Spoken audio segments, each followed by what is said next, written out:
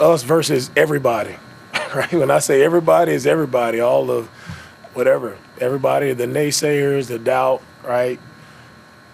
Everybody we had to go against today. And, going with that, knowing going into this game, what we were up against, we can't make the mistakes that we made, right? We had a lot of self-inflicted mistakes that happened, whether it's special teams, not converting our kicks, defensively, not being where we're supposed to be in coverage, all offensively, not protecting our quarterback and keeping them clean. So, you marry that on top of everything else that we have to deal with, it's going to be a really tough uphill battle.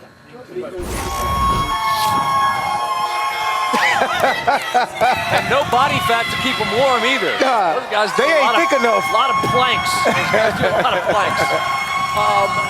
Okay, Ryan Clark is alongside, and RC had Travis not walked up when he did, I would have asked Joe and Troy what I want to start with you, because you heard D'Amico talk about against everybody. Yes. And everybody, according to many on the social media, included the referees on occasion tonight. There were several hits that our rules officials said weren't late hits. No, definitely. The second one in particular, when Mahomes is a runner, I just don't know what you're supposed to do. How do you react to the calls? I think the first thing, you have to start to understand the position these defensive players are in. Patrick Mahomes in that moment is running side to side. He's basically playing with the defenders, and then when they close on him, he falls straight to the ground. Right. This wasn't a situation of sliding and giving yourself up. These players were trying to tackle Patrick Mahomes as he danced around versus their defense. And when you have a call like this in this situation that gives the Kansas City Chiefs a new set of downs, 15 yards. That's an issue. Yeah. Think back early on in the game to the Will Anderson Jr.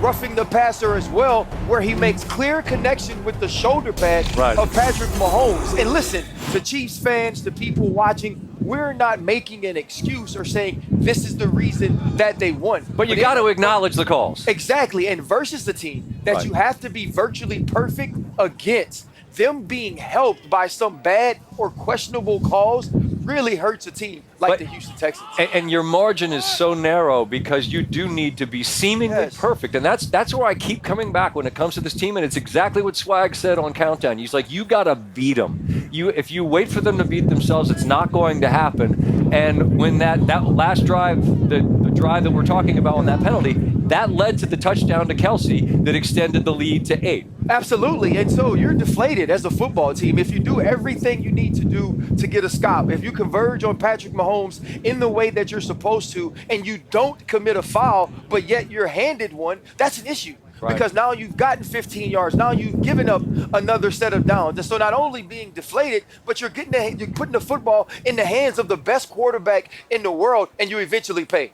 And this Chiefs team is going to be a lot to deal with next week, and they're going to be here where they're so hard to beat. But I do wonder this Houston Texans team ran it on them. Yes. What do Buffalo and Baltimore like to do? Well, the first thing is they got to beat each other. I understand. But absolutely. Whoever comes into town is either going to have that running game with James Cook and Josh Allen or with Lamar Jackson and Derrick Henry. And I believe when you watch this film and the physicality at the offensive line of the Houston Texans was able to display the way Joe Mixon ran the football, you'll be licking your chops offensively.